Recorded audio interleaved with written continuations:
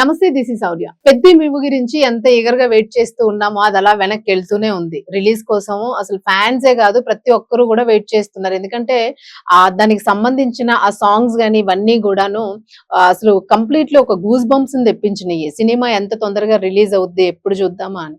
మరి ఇలాంటి పెద్ద మూవీ ఎందుకు వెనక్కి వెళ్తూ ఉంది? అట్ ద సేమ్ టైం ఈ టైంలోని సినిమా థియేటర్స్ కి అలాగే డిస్ట్రిబ్యూటర్స్ తర్వాత థియేటర్స్ కి సంబంధించిన కొన్ని గ్యాప్స్ కూడా వస్తున్నాయి. వాళ్ళకి కూడాను థియేటర్స్ కూడా క్లోజ్ అవుతాయి అనే వార్త వినిపిస్తుంది. సో అసలు మూవీ పరిస్థితి ఏంటి, ఇప్పుడు సినారియో ఎలా ఉంది, ఇవన్నీ మాట్లాడదాం. మనతో పాటు మూవీ క్రిటిక్ అప్పాజీ గారు ఉన్నారు. Hi sir.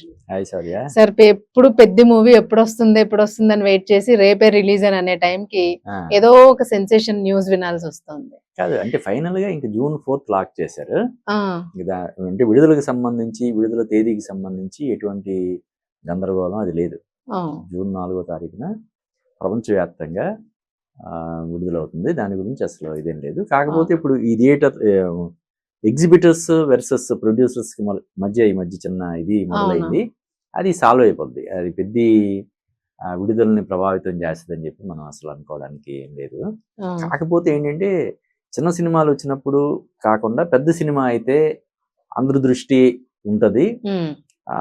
అందరూ కూర్చొని వాళ్ళ సమస్యలు పరిష్కారం చేసుకోవడానికి అవకాశం ఉంటది అన్న ఉద్దేశంతో దీన్ని ఇప్పుడు ఏదైతే ఇప్పుడు వివాదం ఉందో దాన్ని తెర మీద తీసుకొచ్చారే తప్ప దీనివల్ల పెద్ద సినిమా విడుదల వాయిదా పడుతుందేమో అన్న అనుమానాలకి ఆస్కారం లేదు. సో అసలు ఛాన్స్ సార్, యాక్చువల్ గా దీని వెనక అంటే దిల్ రాజు గారి హస్తం ఉంది అని అంటున్నారు. అంటే మనకి మనశంకర్ వరప్రసాద్ రిలీజ్ అప్పుడు కూడా ఇలానే ఆగింది కదా.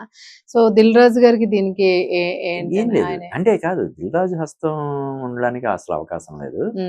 కొంతమంది ఎగ్జిబిటర్స్ అంటే ఎగ్జిబిటర్ అంటే థియేటర్ ఓనర్లు లేదంటే ఆ థియేటర్ లీజు తీసుకున్న వాళ్ళని ఎగ్జిబిటర్స్ అని చెప్పి అంటారు.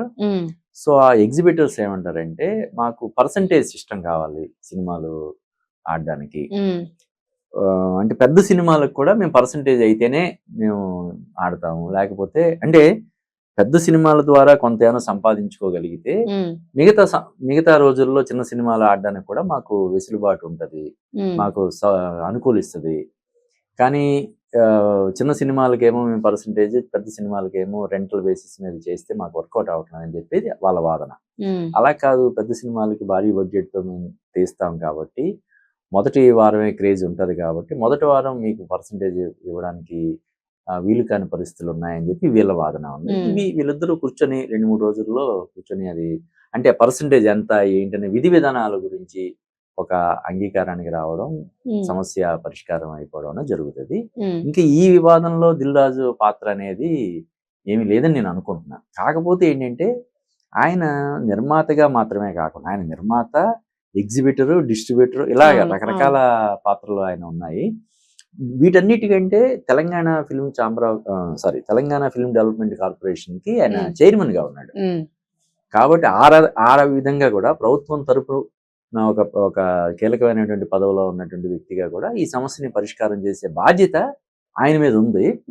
కాబట్టి ఈ రెండు వర్గాలని కూర్చోబెట్టి వాళ్ళ సమస్యలు ఏంటి, వీళ్ళ సమస్యలు ఏంటి, ఏ విధంగా దాన్ని పరిష్కారం చేస్తే బాగుంటుంది. ఒకవేళ పర్సంటేజ్ అయితే ఏ పర్సంటేజ్ అంటే ఇప్పుడు మల్టీప్లెక్స్లు అన్ని కూడా పర్సంటేజ్ బేస్ మీద సినిమాలు ఇది చేస్తాయి, ఆడతాయి. అవి సింగిల్ స్క్రీన్స్ లో కూడా పర్సంటేజ్ విధానాన్ని అమలు చేయాలని చెప్పి గత కొన్నాళ్ళుగా వినబడుతున్నటువంటి డిమాండ్ ఇప్పుడు ఒక్కసారిగా తెర మీదకి వచ్చి ఒకరికొకరు ఇటు ప్రొడ్యూసర్స్ కొంతమంది ప్రెస్ మీట్ పెట్టి మాట్లాడడం, ఇటు ఎగ్జిబిటర్స్ ప్రెస్ మీట్ పెట్టి మాట్లాడడం, మిగతా వాళ్ళు కూడా దాని గురించి మాట్లాడుతుండడం, నెట్ కుమార్ లాంటి ప్రొడ్యూసర్ రాజీనామా చేయడం, వీటి వల్ల ఏం జరుగుతుంది ఇండస్ట్రీలో ఏదో జరిగిపోతుందనే ఒక ఇది చిన్న గందరగోళ పరిస్థితి అయితే నెలకొని ఉంది ప్రస్తుతానికి. కానీ 2-3 రోజుల్లోనే అది ఒక పరిష్కారం వెళ్తుందని చెప్పి మనం ఎక్స్పెక్ట్ చేయొచ్చు. అదే సార్, అంటే ఇప్పుడు మల్టీప్లెక్స్ ఉన్న వాళ్ళు కూడా ఇప్పుడు సింగిల్ స్క్రీన్ వాళ్ళు మాట్లాడితే అర్థం ఉంటుంది, మల్టీప్లెక్స్ ఉన్న వాళ్ళు సింగిల్ స్క్రీన్స్ గురించి ఎందుకు మాట్లాడుతున్నారని కొంతమంది డైరెక్టర్స్ వీళ్ళు కామెంట్స్ వేసుకుంటూ ఉన్నారు. సో అంటే దాన్ని ఎట్లా తీసుకోవచ్చు అని అంటే ఇదేంటి సమస్యని మనం అర్థం చేసుకోవడానికి కూడా కొంచెం చాలా ఇదిగా లోతుగా అధ్యయనం చేయాల్సినటువంటి పరిస్థితి. ఎందుకంటే ఇప్పుడు ఎగ్జిబిటర్స్ పెట్టిన ప్రెస్ మీట్ లో పాల్గొన్న శిరీష్ గారు, దిల్ రాజు బ్రదర్ శిరీష్ గారు, అంటే దిల్ రాజు ప్రొడ్యూసర్ అంటే ఆయన కూడా ప్రొడ్యూసర్ అన్నట్టే కదా, పైగా ఆయన పేరు కూడా పడుతుంది. శిరీష్ పేరు కూడా దిల్ రాజు ప్రొడ్యూస్ చేసే అన్ని సినిమాలకి ఆయన పేరు కూడా పడుతుంది కాబట్టి ఆయన కూడా ప్రొడ్యూసరే కదా. అలాగే ఏషియన్ సునీల్ గారు ఆయన పార్టిసిపేట్ చేశారు, ఆయన కూడా ప్రొడ్యూసరే. చాలా సినిమాలు ఆయన ప్రొడ్యూస్ చేస్తుంటారు, డిస్ట్రిబ్యూట్ చేస్తుంటారు, డబ్బింగ్ తీసుకొని విడుదల చేస్తుంటారు. ఇప్పుడు కుబేరా సినిమా ప్రొడ్యూసర్, కూలీ సినిమాకి ఆయన రిలీజ్ చేశారు.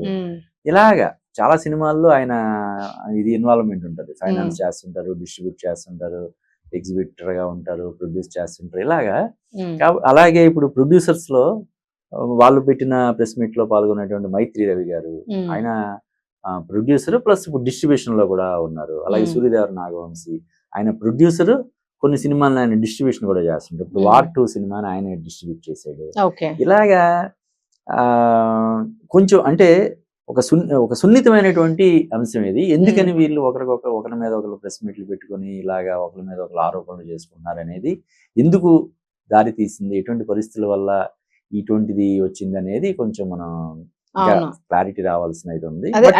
ఐక్యత సమైక్యత అనేది పోతుందేమో ఒక్కొక్కసారి. శౌర్య, ఏదైనా ఇటువంటి ఇది రావడం వల్ల మేలే జరుగుతుంది ఇండస్ట్రీకి. అల్టిమేట్ గా ఇప్పుడు వీళ్ళు ఏం చెప్తున్నారు, ఎగ్జిబిటర్స్ ఏం చెప్తున్నారు, ప్రొడ్యూసర్ల వైపు నుంచి వాళ్ళు ఎదుర్కొంటున్నటువంటి ప్రాబ్లం చెప్తున్నారు. ఇప్పుడు నిన్నటి వరకు పాప్కార్న్ ప్రాబ్లం గురించి మనలాంటి వాళ్ళు మాట్లాడారు, కరెక్టే. ఇప్పుడు ప్రొడ్యూసర్లు మాట్లాడుతున్నారు, కరెక్టే. పాప్కార్న్లు కొనుక్కోలేని పరిస్థితి, మేము కూడా కొనలేని, ఇప్పుడు ప్రొడ్యూసర్లే కొనుక్కోలేని పరిస్థితి అంటే అంతే కదా. ఇప్పుడు అంటే కొనుక్కోలేకపోవడం అంటే అది పెద్ద ఇదేం కాదు. ఇప్పుడు బయట దొరికే 30 రూపాయలు 40 రూపాయలు బయట దొరికే అది ఇప్పుడు బయట ఒక 30 రూపాయలు 40 రూపాయలు పెట్టి దొరికేదాన్ని వాళ్ళు ఏకంగా 300 అమ్ముతుంటే ఎవరికైనా బాధ అనిపిస్తుంది కదా. కొనలేకపోవడం లేకపోతే అది కాదు, వేస్ట్ ఆఫ్ ఇన్కమ్. బయటికి వెళ్ళి హ్యాపీగా ఇప్పుడు అక్కడ కూల్ డ్రింక్ 100 రూపాయలు 150 రూపాయలు అమ్ముతారు, బయటకు వస్తే 20 రూపాయలు దొరుకుతుంది. ఎందుకు ఆ కాసేపు మనం బిగ్గబట్టుకుంటే సరిపోద్ది కదా అనుకుంటారు కదా. వాటర్ బాటిల్ కూడా 100-150 రూపాయలు అమ్ముతున్నారు, బయట ఎంత అది అంతే 25 రూపాయలు 20 రూపాయలు 10 రూపాయలు కూడా ఉన్నాయి. సో దానివల్ల ఏంటంటే కాకపోతే ఏంటంటే ఒక చోట దాదాపుగా 3 గంటలు ఒక సినిమా చూడడం అంటే 3-4 గంటలు కదా. థియేటర్కి వెళ్ళడం, టికెట్ తీసుకోవడం, వెయిట్ చేయడం, ఎంత సినిమా 2-2.5 గంటలే ఉన్నా కూడా అక్కడ సుమారుగా మనం 4 గంటలు గడుపుతాం. అక్కడ మంచినీళ్లు కూడా ప్రొవైడ్ చేయనటువంటి దారుణమైనటువంటి పరిస్థితి ఇప్పుడు థియేటర్ల దగ్గర ఉన్నాయి. ప్రభుత్వ నిబంధనల ప్రకారం మంచినీటి సదుపాయం ఏర్పాటు చేసామన్న పేరుకి పెడతారు. అది ఎక్కడ పెడతారో తెలుసా? మనం వాష్రూమ్ నుంచి బయటకు వచ్చేటప్పుడు అక్కడ ఉంటదా, చాలా మంది తెలియ చేయగడుక్కుంటారు. తప్పు కదా, అది చాలా తప్పుగా, చాలా దుర్మార్గం. ఇటువంటి వాటి గురించి వీళ్ళు మాట్లాడుతున్నారు. దీనివల్ల ఏమవుతుంది?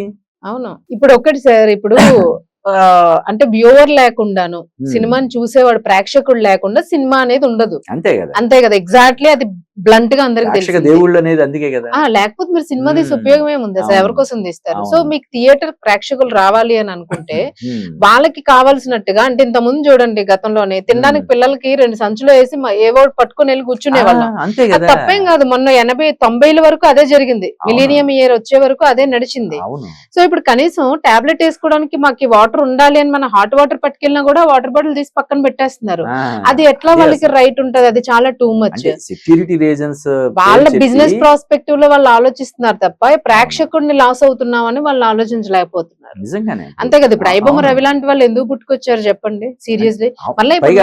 అతనికి లక్షలాది మంది మద్దతు ఎందుకు ఇచ్చారు? సో ఇలాంటి మైనస్లు ఉండడం వల్ల ఇండస్ట్రీ పరంగా కూడా సో కొన్ని వాటి మీద మాత్రం కొంచెం చెయ్యాలి. ఇప్పుడు ఏదైతే ఇప్పుడు కొంచెం రభస లాంటిది జరుగుతుందో, ప్రొడ్యూసర్స్ వర్సెస్ ఎగ్జిబిటర్స్ అనేది, దాని వల్ల ఇండస్ట్రీకి ఓవరాల్ గా మేలు జరుగుతుంది. థియేటర్లో జరుగుతున్నటువంటి ఏవైతే దోపిడీ ఉందో ఆ దోపిడీని అరికట్టడానికి ఒక ఇది ఉంటది.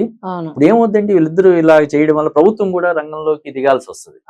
ప్రభుత్వం చోద్యం చూస్తూ కూర్చోకూడదు కదా. అసలు ఏంటి ప్రాబ్లం, మీ ప్రాబ్లం ఏంటి, మీ ప్రాబ్లం ఏంటి అని ఇద్దరిని కూర్చోబెట్టి మాట్లాడి దాన్ని సాల్వ్ చేయాల్సినటువంటి అవసరం ఉంది. పైగా ఇప్పుడు పెద్ద సినిమా ముందు అవుతుంది కాబట్టి ఇప్పుడు చిరంజీవి గారు కూడా అవసరమైతే ఇన్వాల్వ్ అవ్వాల్సి వస్తుంది. అంటే ఇద్దరిని పిలిచి ఏంటి చెప్పండి అని చెప్పి అడిగి దాన్ని పరిష్కారం చేయడం కోసం ఆయన ఉమ్. కూడా ప్రయత్నం చేస్తారు ఉమ్.